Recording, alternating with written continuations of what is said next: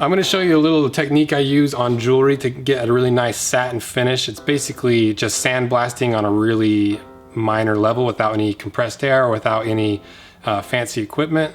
All you really need is a funnel and a bucket and some sand. And I'm going to show you how I do it on some of the jewelry, but I'm also going to try a few different ways of using it. I was watching a video by King of Random, and he used his homemade sandblasting technique to kind of engrave into some glass and a few other things. So we're gonna try it with my technique and see if we can get the same result. The sand that I'm gonna be using is from just a local hardware store. They always have discount bags. This was $4 and I'm using quartz sand. Quartz is a really hard and sharp sand, and so it's gonna be able to etch into the silver or whatever we're using really easily. But you can also get sand from pretty much anywhere. Like when I was in high school, I did something similar to this, and we just went to a golf course to get the sand. I'm not saying do that, but there's a lot of free sand out there. And then for the funnels, I just went to the dollar store, and they have like a 3-pack for $1. And then the glasses we're gonna be trying some etching on are also from the dollar store. And that's pretty much all you need for this project. So let's try it out. So the first thing that we're gonna do this on is something I know that works, which is on silver. And it's really just as simple as filling up your funnel full of sand and letting it drop on your ring, and those thousands of little grains are gonna make the finish from shiny to a nice matte satin finish. And on the first pass, you can see it's already making a little bit of a difference, but as we do 3 or 4 passes, it'll really start to show. And when you're doing this, you wanna make sure that you put the ring down in the sand pretty well. Otherwise, it's gonna go everywhere.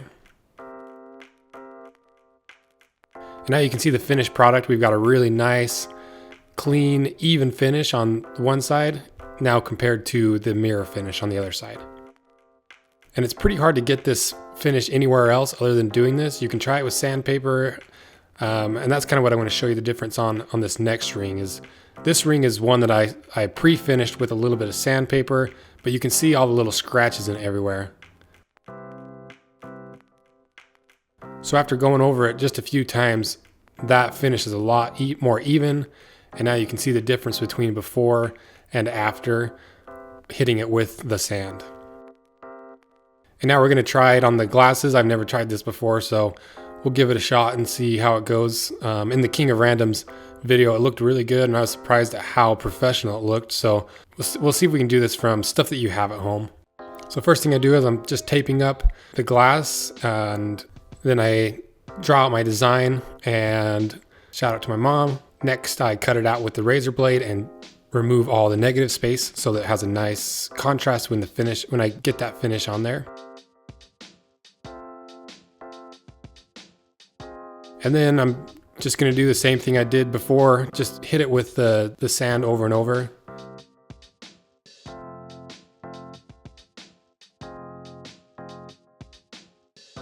And after about 3 or 4 passes, looking at it, it doesn't really look like it's doing much of anything. And now that I had tried it and worked on it, I realized that quartz is pretty similar to glass. And so glass might be too hard to actually get that finish off of the force of gravity. So let's take it off and see how it looks. And it actually looks okay for the amount of times that we did it. I filled up the funnel like 30 times. It took a long time, but it was worth a try. And now we're gonna go back to the original ring we were doing it on, and I'm gonna tape off a line just so you can see a really stark contrast between the two parts. One where it's still a shined mirror finish, and one where we hit it with the sandblasting. Then I probably do it 6 or 7 times, and now it's time to take off the tape.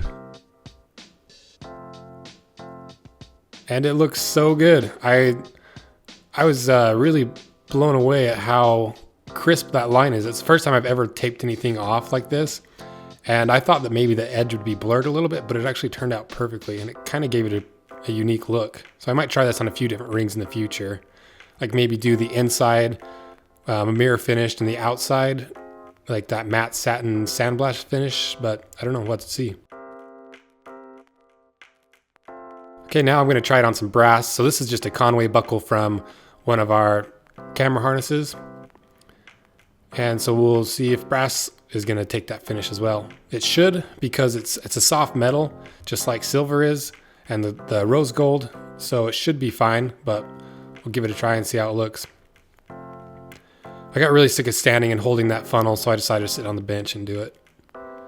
And then our finished product, it looks really good. I think it took a little bit longer than the silver, but it definitely took that mirror finish off of it. So if you look at the difference between the one we did versus this one that's straight from the factory with that polished finish. And now that we're all done, you can see everything that we did. You can see that silver ring with the nice contrasted finish, and then the Conway buckles and the difference between the two of them. So this technique definitely works. It works better on softer metals and softer materials. It didn't do so well on the glass, but it worked well on the brass, the rose gold, and the silver. So maybe try some stuff out with some softer metals and some softer materials, and let me know how it goes for you.